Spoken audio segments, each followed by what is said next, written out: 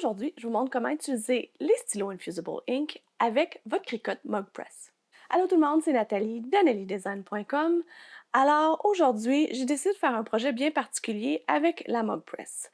Un petit peu avant les fêtes, j'ai fait cette tasse avec les stylos Infusible Ink et je l'ai postée sur Facebook. Et là, j'ai eu beaucoup de questions. Nathalie, comment on fait ça?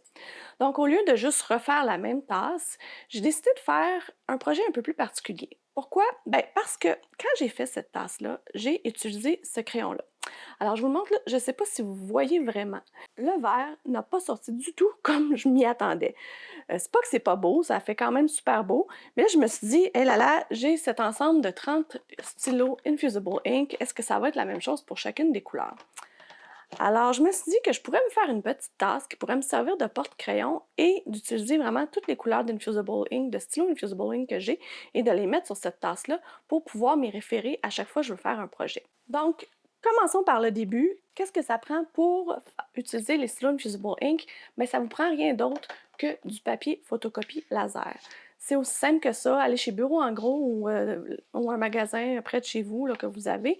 Donc, ce qu'on va faire, c'est qu'on va demander à la Cricut de dessiner dessus, évidemment en miroir, parce qu'on va venir l'appliquer sur la tasse. Et après ça, je vais vous montrer comment le faire avec la Cricut MugPress. Dans Design Space, j'ai créé un fichier expressément pour ça. Donc, si vous voulez refaire la même chose que moi, vous allez déjà avoir le fichier. Je dois vous avouer, ça a été très long à faire. Alors, je vous sauve toute cette étape-là. Si vous êtes content de ça, n'oubliez pas de mettre un petit pouce en par en haut sur la vidéo.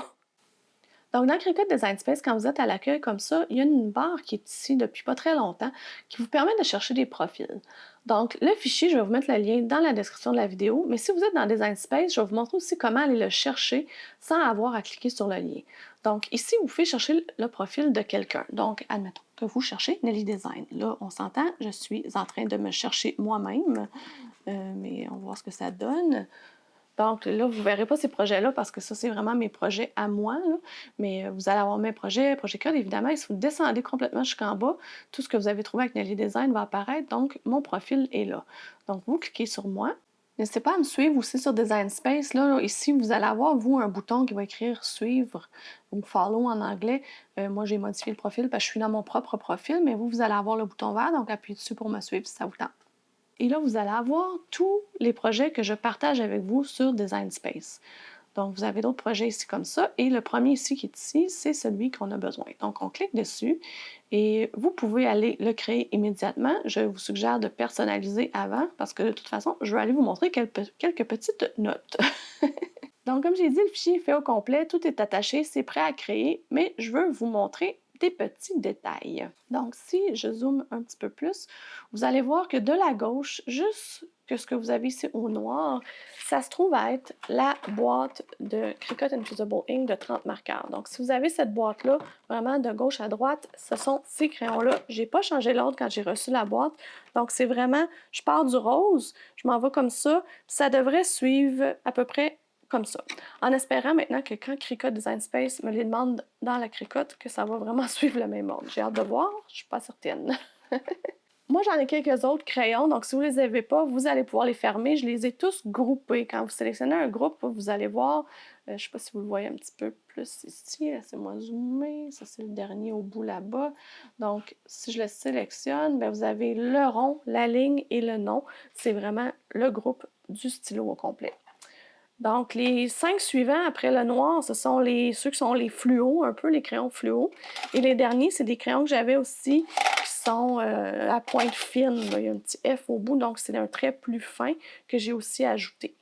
Vous allez remarquer que les noms sont écrits en anglais. C'est un choix que j'ai fait et je vous explique pourquoi j'ai fait ce choix-là. C'est qu'à chaque fois que j'écrivais le nom, j'allais sélectionner le menu déroulant. Mettons qu'on ait sélectionné le Tani ici, je vais prendre le cercle. Et si vous allez dans le menu déroulant ici, bien, les noms n'ont pas encore été traduits. Malgré le fait que vous avez le nom en français sur le stylo, le menu déroulant n'est pas traduit. Fait que ça devenait compliqué pour moi de dire, je l'écris en français, je cherche le nom en français, non, ça me le prend en anglais, je vais le sélectionner en anglais pour les... J'ai décidé de tout rester ça en anglais. Donc, au moment où je fais cette vidéo, le menu n'est pas encore traduit, mais je suis sûre que ça ne saurait tarder. Alors, donc, mon fichier est fait en anglais. Donc, on voit ici Tani Infusible Ink, c'est celui-là que j'ai sélectionné.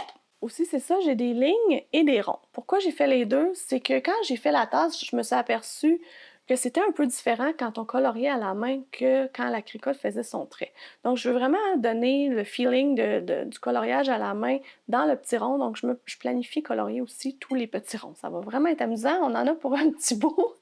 D'ailleurs, sur le sujet, quand on est ici, vous n'avez absolument rien d'autre à faire. J'ai vraiment fait tout le travail pour vous. Donc, si vous êtes content de ça, n'hésitez pas à mettre un petit pouce par en haut. Ça va vraiment m'aider. Et vous allez appuyer sur Créer et là, ça va être envoyé à la cricotte. Donc, évidemment, si vous avez une Explore 3 ou une Maker 3, il va falloir sélectionner sur le tapis, sinon vous n'aurez pas cette fenêtre. Et la chose à ne pas oublier, comme on prend le papier et on le met sur la tasse, bien, il va falloir faire miroir si on veut que l'écriture soit dans le sens normal de lecture. Donc, on n'oublie pas notre petit miroir ici. On appuie sur Continuer.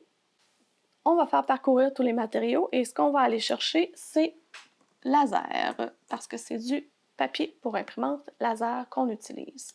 Laser Copy Paper. Et là, ça va vous dire exactement tout ce qui vient.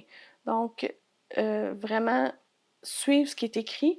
La seule autre parenthèse que j'ai à faire, et là, prenez-le pas en note, je vais vous l'écrire sous la vidéo. Moi, j'ai dû le prendre en note sur mon petit papier parce que c'était vraiment mélangeant. Dans Design Space, il y a 3 stylos qui manquaient la couleur. Donc, j'ai 3 stylos que leurs noms sont écrits dans la boîte, que je ne trouvais pas dans le menu déroulant. Fait que je leur ai donné un autre nom qui était là, qui ne me servait pas. Donc, quand Design Space va me demander, par exemple, de mettre le light green dans la cricotte, ben moi, je sais qu'il va falloir que je prenne le lime green, donc vert lime de mon stylo pour le mettre dans la cricotte. C'était un peu mélangeant, je vais te signaler à cricotte comme quoi il manque 3 stylos, mais bon, pour le moment, c'est comme ça que j'ai réussi à me débrouiller. Comme je vous dis, je vous mets ça, les équivalences, je vous mets ça dans la description de la vidéo. Donc, dernière chose à faire, super simple quand même, on prend le papier laser, on le place sur notre tapis, un tapis bleu de préférence, sinon ça va coller vraiment beaucoup trop.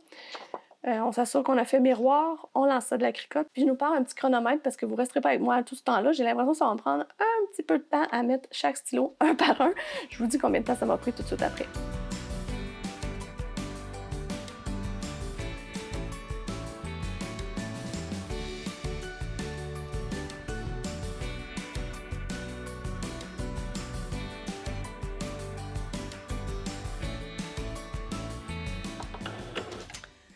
Donc, ça m'a pris environ 40 minutes à faire dessiner tout ça à ma cricotte. Je dois dire, je suis un petit peu déçue. Ça fait à peu près 6 mois que j'ai mes crayons Infusible Ink. Je les avais vraiment rangés la pointe vers le bas. Donc, il aurait dû avoir de l'encre dans la pointe. Il y en a qui avaient l'air quand même un petit peu sèche.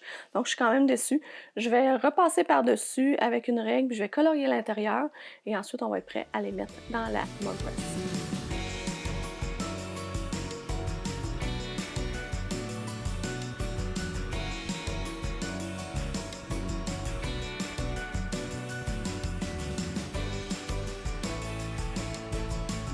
Alors, mon design est terminé et on va être prêt à mettre ça dans la mug press. Donc, la tasse, ce qu'il faut faire, c'est vraiment de enlever avec un petit rouleau comme ça tous les résidus qu'il pourrait y avoir. Ensuite, ce que je vous suggère vraiment, c'est de mettre l'anse vers vous et le dessin comme ça, on va aller l'appliquer contre la table et vraiment venir le centrer pour qu'il soit, que ça laisse au moins un espace de 0,5 pouces de la anse jusqu'au design. Donc, la façon que j'ai fait mon dessin, ça devrait être parfait comme ça. Donc, une fois que c'est bien à côté, on prend du ruban résistant à la chaleur et on met ça tout autour de la tasse.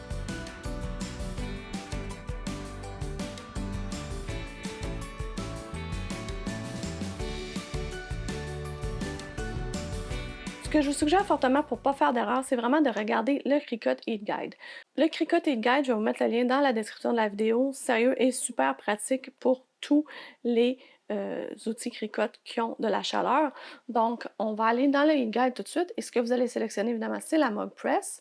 Et là, ça va vous donner les options. C'est quoi votre matériau de transfert? Donc, nous, on utilise des Infusible Ink Pen et du Copy Paper, du Laser Copy Paper. Alors, c'est parfait. Et dans la base matérielle de base, c'est des tasses en céramique. Donc, on n'a pas le choix, c'est le seul qui est là. Et on fait appliquer. Et là, vous allez avoir vraiment toutes les étapes de superposition. Et ça vous dit vraiment d'ouvrir la fenêtre, très important aussi.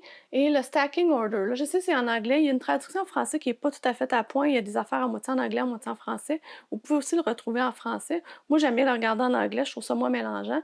Donc, c'est quand même assez simple, là, c'est 3 layers of butcher paper. Vous pouvez prendre du papier parchemin si vous en avez pas, le papier copie laser et la tasse. Et ça vous dit de mettre du tape résistant à la chaleur comme j'ai fait, de mettre aussi le petit anti-mousse sur la tasse comme j'ai fait aussi. Et n'oubliez pas votre Easy Press mat ou une serviette. La raison, c'est quand on sort ça de la Easy Press, on le dépose là-dessus. Assurez-vous que vous avez enlevé votre tapis aussi. Si vous avez un tapis qui s'auto-cicatrisant là, pour couper avec l'exacto, ça fait vraiment, c'est quand même assez chaud puis ça peut faire fondre votre tapis. Ou du moins le faire gondoler.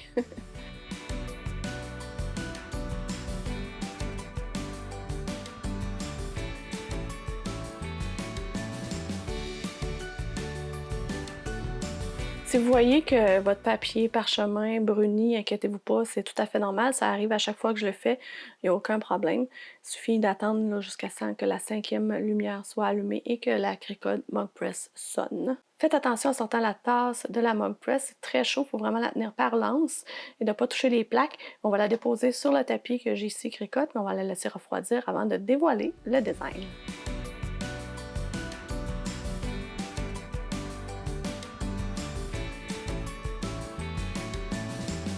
Alors, c'est le temps de dévoiler la tasse.